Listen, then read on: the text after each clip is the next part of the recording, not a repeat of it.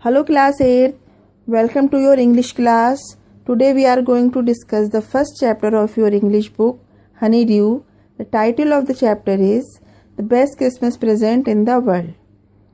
It is a story of a soldier who has written a letter to his wife Connie Macpherson about his journey during the World War.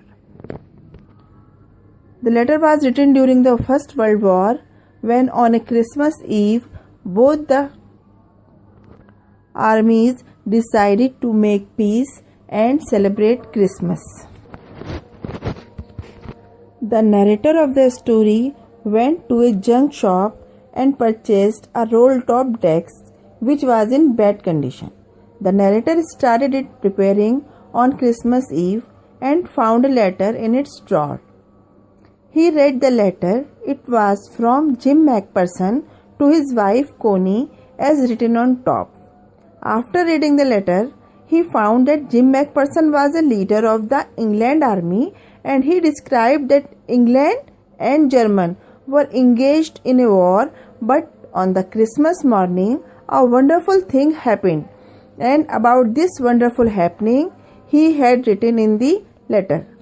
First, Germans wishes Happy Christmas to English soldiers, and same response was given by English also. The leaders shared their ideas and feelings with each other and celebrated Christmas by eating, laughing, talking and drinking. After that, they played football match in which Germans won. In the night, both troops sang carols and had a peaceful Christmas.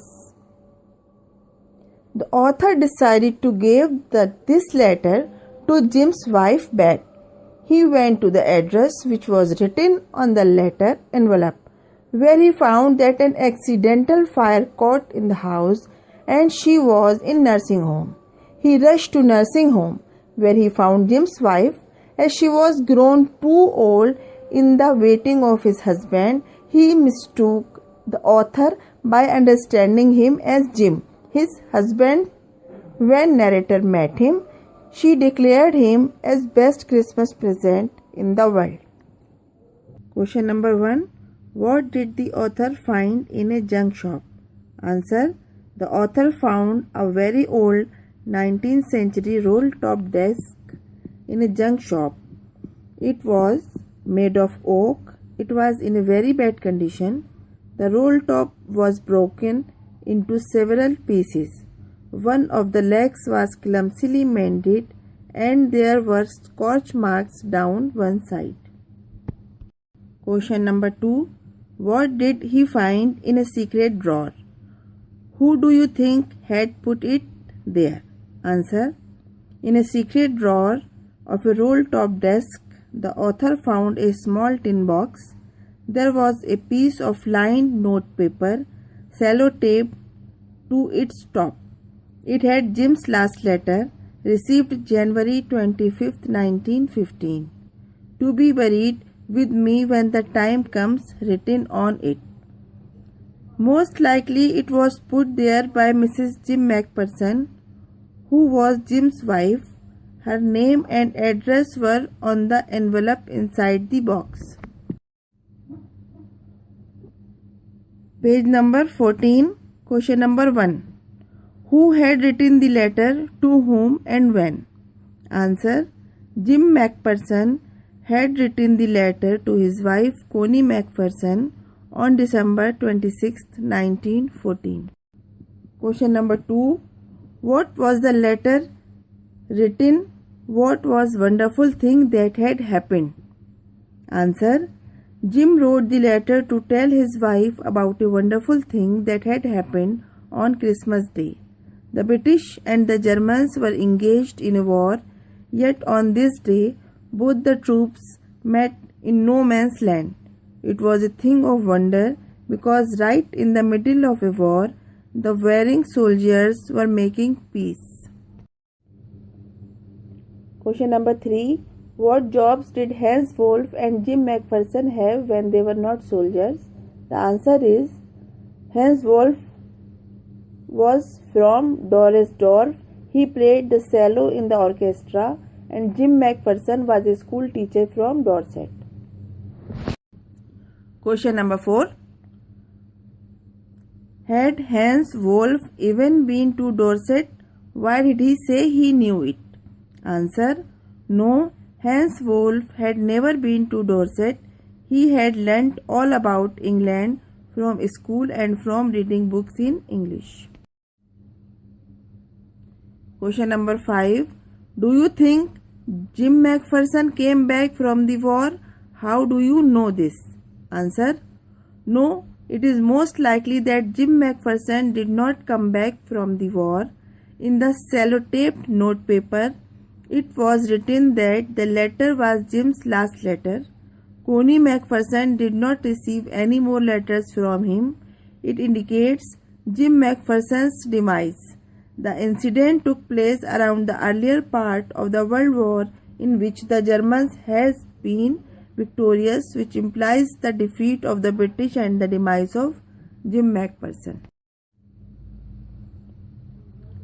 Question number 1, part 3. Why did the author go to Bridport?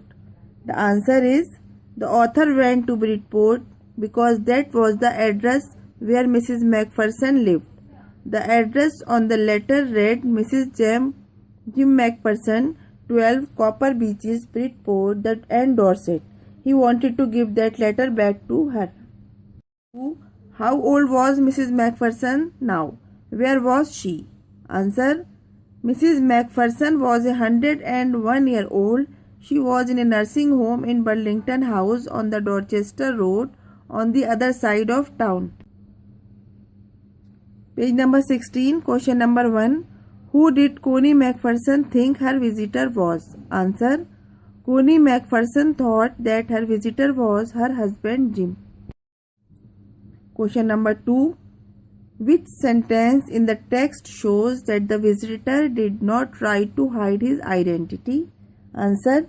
The sentence which shows that the visitor did not try to hide his identity is, I explained about the desk, about how I had found it, but I don't think she was listening. Now the questions from the working with the text. Question number 1. For how long do you think Connie had kept Jim's letter? Give reasons for your answer. The answer is, Connie must have kept Jim's letter for a long time. This is because she told the narrator how she read it quite often every day so that she could feel that Jim was near her. Question number 2. Why do you think the desk had been sold and when? Answer. The desk must have been sold when the house in which Connie McPherson lived had caught fire. She was taken to a nursing home. All the burnt up things must have been sold after that. Question number 3. Why do Jim and Hans think that games or sports are good ways of resolving conflicts? Do you agree? Answer. Jim and Hans thought that games or sports are good ways of resolving conflicts because nobody dies in matches, no children are orphaned, and no wives become widows. Due to these reasons, games are good ways for resolving conflicts. Wars only lead to death and devastation. Question number 4. Do you think the soldiers of the two armies are alike each other or different from each other? Find evidence from the story to support your answer. Answers. The soldiers of the two armies were like each other.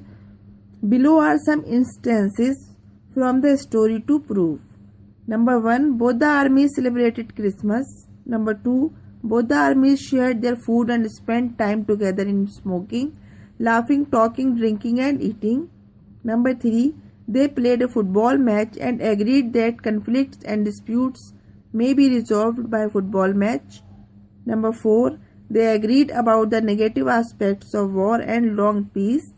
Number 5. They exchanged carols and hoped to unite with the families again. Question number 5.